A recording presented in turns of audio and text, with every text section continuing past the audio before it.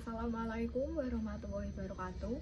Perkenalkan, nama saya Nelly Aifkrida dengan NIM 2020-12052 dari program studi akuntansi Fakultas Ekonomi dan Bisnis Universitas Muria Kudus. Baik, di sini saya akan menjelaskan proposal yang berjudul mengenai pengaruh pelatihan pasar modal, pengetahuan investasi, motivasi investasi, dan modal minimum investasi terhadap minat mahasiswa berinvestasi di pasar modal. Kemudian untuk studi empirisnya pada mahasiswa Fakultas Ekonomi dan Bisnis se-Kabupaten Kudus. Yang melatar belakangi saya untuk mengambil judul penelitian tersebut yaitu untuk permasalahannya, yaitu ada yang pertama, pemahaman para mahasiswa untuk melakukan permodalan di pasar modal masih belum cukup. Masih banyak yang bingung memulai investasi dengan keyakinan, dan sebagian masyarakat takut akan kesalahan investasi sehingga lebih memilih menyimpan uang dalam bentuk tunai. Kemudian Galeri Investasi sudah melakukan pelatihan kepada mahasiswa, khususnya mahasiswa Fakultas Ekonomi dan Bisnis atau mahasiswa pada prodi umum, kemudian sudah mendapatkan mata kuliah yang berkaitan dengan investasi dan pasar modal, namun minat mahasiswa untuk melakukan investasi di pasar modal masih sangat sedikit atau sangat minim. Selanjutnya yaitu Galeri Investasi yang berada di setiap kampus sudah memaksimalkan kegiatan edukasi rutin seperti melaksanakan aktivitas permodalan, kemudian webinar mengenai pasar modal guna menarik mahasiswa agar berminat berinvestasi di pasar modal di Indonesia. Namun, selanjutnya untuk slide ini yaitu penelitian sebelumnya. Pasti sebelum kita melakukan penelitian sudah ada peneliti-peneliti terdahulu atau jurnal yang saya jadikan acuan.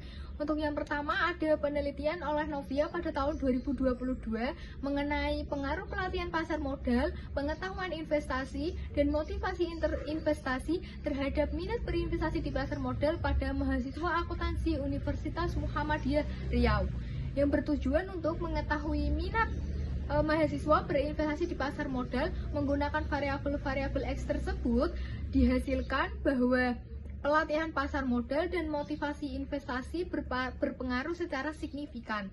Kemudian menurut penelitian Mahdi pada tahun 2020 yaitu mengenai pengetahuan investasi, modal minimal, motivasi investasi, dan minat mahasiswa untuk berinvestasi pasar modal.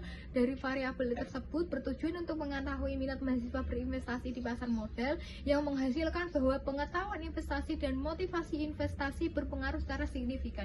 Dari beberapa jurnal yang sudah saya jadikan acuan untuk mengajarkan proposal ini, yaitu terdapat banyak sekali antara variabel di dalam penelitian antara satu dan satu lainnya itu berbeda. Dari situlah yang menjadikan saya untuk mengambil judul tersebut, sehingga dari penelitian saya nanti bisa menghasilkan apakah pengaruh dari setiap variabel tersebut terhadap minat mahasiswa berinvestasi pasar modal itu apakah berpengaruh signifikan atau tidak.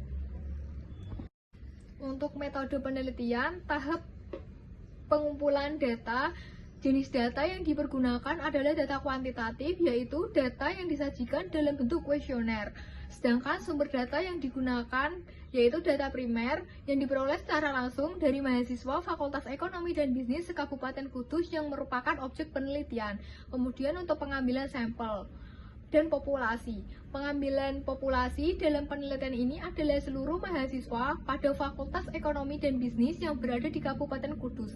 Kemudian untuk sampel yang diambil yaitu menggunakan teknik purposive sampling sebanyak mahasiswa dengan kriteria tertentu, yaitu mahasiswa yang sudah menempuh mata kuliah manajemen investasi dan pasar modal. Kemudian untuk analisis data yaitu menggunakan uji validitas dan uji reliabilitas. Untuk tahap penelitian lanjutan yaitu mengenai pengujian asumsi klasik, yaitu dibagi menjadi 3. Untuk yang pertama ada uji normalitas, yang kedua ada uji multikolinearitas, kemudian yang ketiga ada uji heteroskedasisitas.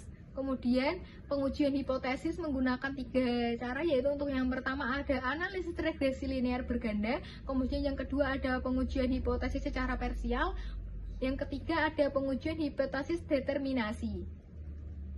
Demikian yang dapat saya sampaikan. Mohon maaf jika ada kesalahan. Billahi taufiq wal hidayah. Wassalamualaikum warahmatullahi wabarakatuh.